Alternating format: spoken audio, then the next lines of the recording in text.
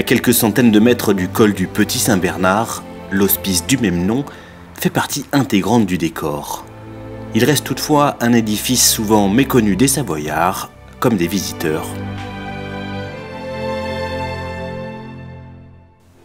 Les premières traces de sa construction remontent au VIe siècle, mais c'est au milieu du XIe siècle que Saint-Bernard de Menthon fonde cet hospice destiné à assurer la protection des pèlerins.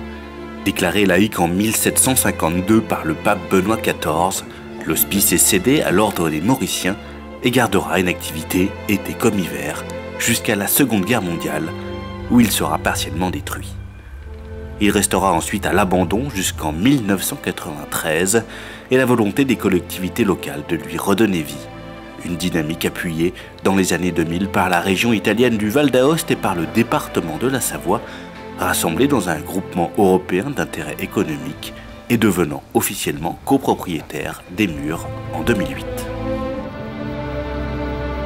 Situé sur le sol français, l'hospice est donc aujourd'hui un édifice appartenant à deux collectivités de deux pays différents.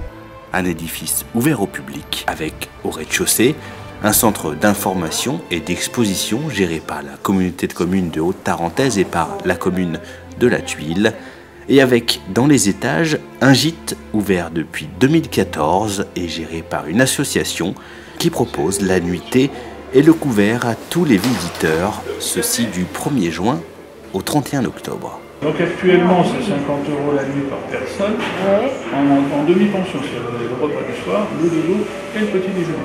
On reçoit effectivement beaucoup de marcheurs, de trailers, de cyclistes, de motards. C'est un lieu de passage important, c'est un col, c'est transfrontalier, donc effectivement c'est amené à se développer, malgré que les gens ne nous repèrent pas toujours bien, parce que c'est un hospice avec l'austérité du bâtiment. C'est ni Chambord ni Versailles, mais vous avez vu l'attrait intérieur. On dispose de 30 couchages, répartis en petits dortoirs, avec accessibilité pour les personnes à mobilité réduite. Et on fait de la restauration, du bar, on peut accueillir à peu près une centaine de personnes. Et au-delà des chambres, le gîte propose des salles historiques et une vue à 360 degrés sur le col. Rénové année après année, l'entretien de l'édifice est assuré par le GEIE franco-italien. Des investissements réguliers pour refaire de l'hospice un élément incontournable du col du Petit Saint-Bernard. Donc l'hospice a été acheté à l'ordre des Mauriciens en 2008 par le GEIE pour un montant de 440 000 €. Ensuite, beaucoup de travaux ont été réalisés, donc notamment on a commencé en 2010 par le raccordement à l'eau potable. Ensuite, on a continué par un gros renforcement du bâti pour environ 440 000 €. Parce qu'il y avait effectivement une grosse toiture en lauze, donc afin de maintenir le bâtiment, on a été obligé de réaliser ces travaux. Se sont enchaînés l'extension des chambres pour un montant de 100 000 €.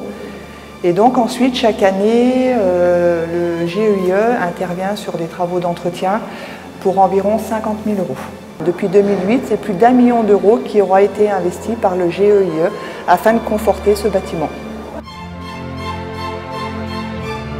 Actuellement occupé qu'à moitié, l'hospice du Petit Saint-Bernard n'a pas fini d'écrire son histoire, déjà presque millénaire.